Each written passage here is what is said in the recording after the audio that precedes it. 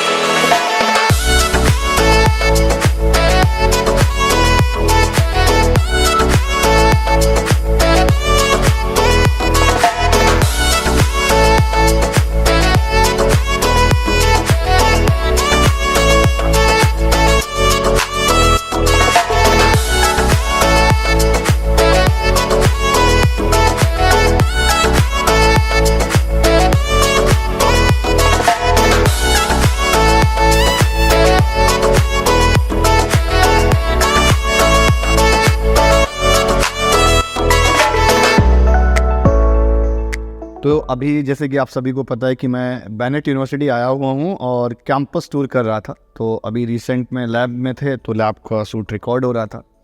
तो अभी मुझे एक मैम यहाँ पर मिली हुई हैं, एक फैकल्टी मिली है। हेलो मैम, कैसे हो आप? हेलो सर, बहुत बढ़िया। आप कैसे हैं? एकदम बढ़िया हूँ। बस मेरे बच्चों के लिए थोड़ा सा आप गाइड कर दीजिए, बिकॉज मोस्टली स्टूडेंट का कन्फ्यूज़न ये रहता है। डिपार्टमेंट कौन सा है आपका? Computer science. Computer science. तो सीएस का ही जैसे कि सबसे ज़्यादा डिमांड रहता है और कन्फ्यूजन भी सीएस से रिलेटेड है, क्योंकि बच्चों को ये लगता है कि कोर सीएस लें या सीएसई स्पेशलाइजेशन लें या उसको कैसे सिलेक्ट आउट करें। तो बेनेट में सिलेक्ट करने का क्या प्रोसेस है? जी, आपने बिल्कुल ठीक कहा कि most of the students they have this confusion कि उनको सीएस कोर बीटेक सेलेक्ट करना चाहिए या स्पेशलाइजेशन के साथ जाना चाहिए। So here at Bennett we used to offer around 14 specialization in Bennett with BTech CSE. So it's totally the choice of the student कि उसको core BTech CS से करना है या specialization के through जाना है.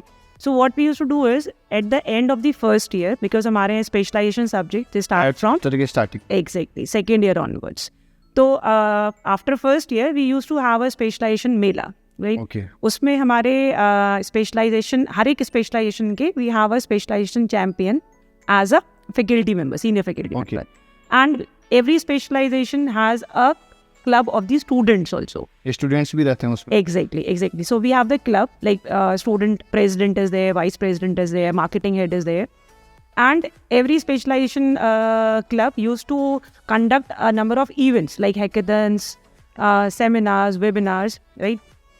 So what we used to do is कि at the end of the first year we conduct a specialization mela जहाँ पर each and every specialization champion, the faculty as well as the students, they used to present what exactly the student is going to learn in that particular specialization. And this is a whole one day program. तो उसमें अलग अलग specialisation की presentation plus एक awareness program type. Exactly उसी के base पे आप सिलेक्ट कर सकते हैं। बिल्कुल। जैसे अगर बच्चों को छोटा सा कंफ्यूजन होता है कि एआई और एमएल में जैसे एक स्पेशलाइजेशन है अपने आप और दूसरा एक डेटा साइंस का है, तो दोनों में से कौन सा ज़्यादा बच्चे प्रेफर करते हैं? अगर मैं अभी रिसेंट स्टूडेंट्स के स्ट्रेंथ की बात करूँ तो ऑब्वियसली हमारे आर्टिफिशियल इंटेलिजेंस में ज़्यादा स्टूडेंट्स हैं as compare to data science. But yes, data science and artificial intelligence में लगभग the proportion of the students remains same. हाँ, तो like it depends totally on the interest of the students. अगर core programming में और maths बहुत अच्छा है स्टूडेंट का, then I would prefer the students to go in the artificial intelligence because there they will get। जैसे मैंने सुना हुआ है कि मैथ वाला पार्ट थोड़ा सा रहता है AIML वगैरह में, ऐसा कुछ है?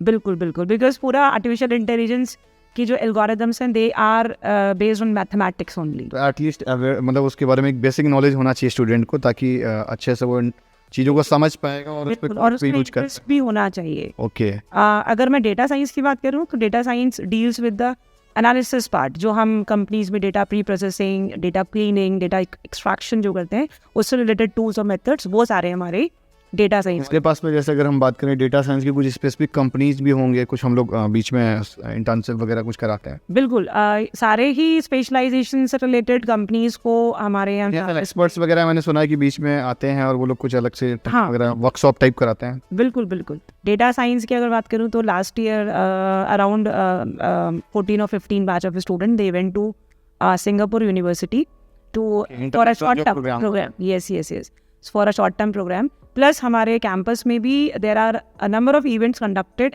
Under various specialisations. खाली डेटा साइंस एआई में नहीं, बल्कि ब्लॉकचेन, साइबर सिक्योरिटी. अगर इन जनरल मैं बात करूँ कि अगर कोई एवरेज स्टूडेंट है तो उसकी कितने तक की पैकेज लग जाती है मैम? देखिए, एवरेज की अगर हम बात करते हैं तो average goes up to like 12 to 14. 12 to 15 तक हो जाता है. और एग्जैक्ट डेटा जो आपको मिलेगा वो हमारे प्लेसमेंट सेल से ही मिल पाएगा. हाँ, वो तो मैंने देखा वो ऑलमोस्ट 15 के अबव है आई थिंक. हाँ, तो मतलब 14 तक आपको मिल सकती है एवरेज प्लेसमेंट एक तरह से. थोड़ा सा AI/ML के बारे में और बता दीजिए, बिकॉज बच्चों को AI/ML के बारे में और डेटा साइंस में बड़ा कन्फ्यूजन रहता है और बिल्कुल भी मतलब कन्फ्यूजन हो जाता है कि बहुत जगह AI एंड ML स्पेशलाइजेशन साथ में है, जैसे यहाँ पे है, कुछ जगह सेपरेट भी है, और आज के टाइम पे कुछ स्पेसिफिक ब्रांचेस भी आ गई हैं. वो CSE स्पेशलाइजेशन के साथ में नहीं है, वो सिर्फ अपने आप में है, आर्टिफिशियल इंटेलिजेंस के नाम से ब्रांच है वो. हाँ जी हाँ जी. तो देखिए, जैसा मैंने अभी आपको बोला कि आर्टिफिशियल इंटेलिजेंस की अगर हम बात करें तो उसमें ज़्यादा रिगरस कॉन्सेप्ट्स आते हैं एल्गोरिदम्स के, कि एल्गोरिदम को कैसे आप डेवलप करेंगे या ट्रेन करेंगे अपने डेटा पर. तो डेटा क्लीनिंग से लेकर जो हमारा किसी भी मॉडल को बनाने का फर्स्ट स्टेज होता है, डेटा क्लीनिंग, डेटा हैंडलिंग जिसको हम बोल सकते हैं, से लेकर model building plus model deployment. Okay, ठीक है. तो ये सारी चीज़ें हम AI वाले पार्ट में कवर करते हैं. ओके. डेटा साइंस में क्या पार्ट कवर? डेटा साइंस में स्पेसिफिकली वो टूल्स या वो टेक्निक्स सिखाई जाती हैं जिसके थ्रू आप डेटा हैंडलिंग कर रहे हो. मॉडल बिल्डिंग पे इतना फोकस नहीं करते हैं. ऑब्वियसली मॉडल बिल्डिंग होगा उसमें, बट जो मेथड्स या टेक्निक्स आपके डेटा एनालिटिक्स या डेटा साइंटिस्ट के पास. हाँ, अगर एनालिटिक पार्ट पे बात करें तो उसमें डेटा साइंस का यूज होता है. बिल्कुल बिल्कुल. जैसे मैं AI की बात करती हूँ तो AI में बच्चा machine learning, concepts of AI पढ़ेगा, मशीन लर्निंग पढ़ेगा, then he will study deep learning also, जो आजकल बहुत ट्रेंड में है. नेचुरल लैंग्वेज प्रोसेसिंग, जो कन्वर्सेशनल हमारे AI मॉडल्स बन रहे हैं, चैटबॉट्स हैं, ChatGPT है, everything will be covered in AI, but these things obviously will not be cover to that much extent in data science, because हम वहाँ पर खाली मेजरली डेटा पे फोकस कर रहे हैं. ठीक. मैं मैम से बात कर रहा था तो AI/ML को लेकर, मतलब CS को लेकर मुझे लग रहा है कंप्लीट इन्फॉर्मेशन मिल गई है, और जो एक स्पेशलाइजेशन जो सिलेक्शन वाला पार्ट था वो मैम ने काफ़ी ब्रीफ किया हुआ है. तो thank you so much ma'am for giving this information. Thank you, my pleasure.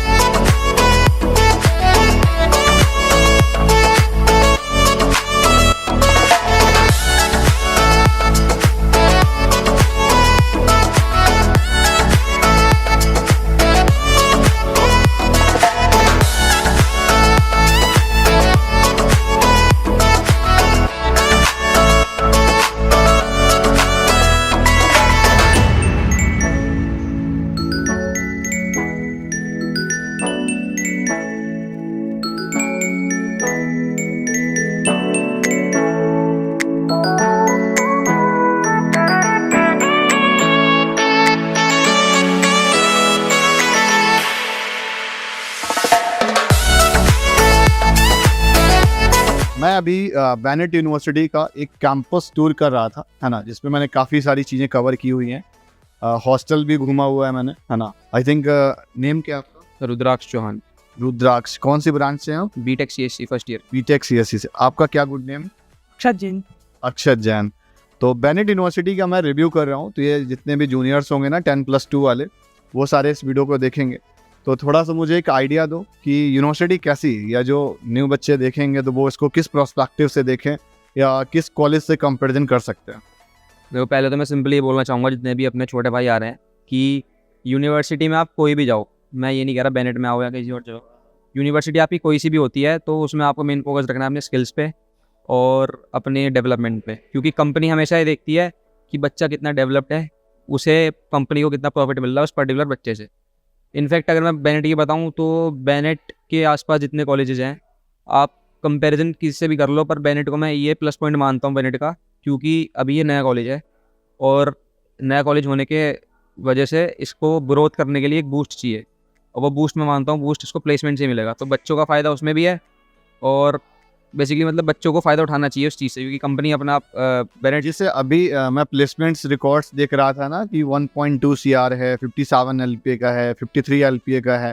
तो ये प्लेसमेंट सच में ऐसा इतने का हुआ है? प्लेसमेंट हाँ बिल्कुल हुआ होगा, मैं मतलब मेरा तो हुआ नहीं, तो जिनका हुआ है उनका तो वो बोलते हैं हुआ है, बिल्कुल हुआ है। मतलब ये ऑफ कैंपस था या ऑन कैंपस, कुछ आइडिया है? या एवरेज कितने तक का लग जाता है?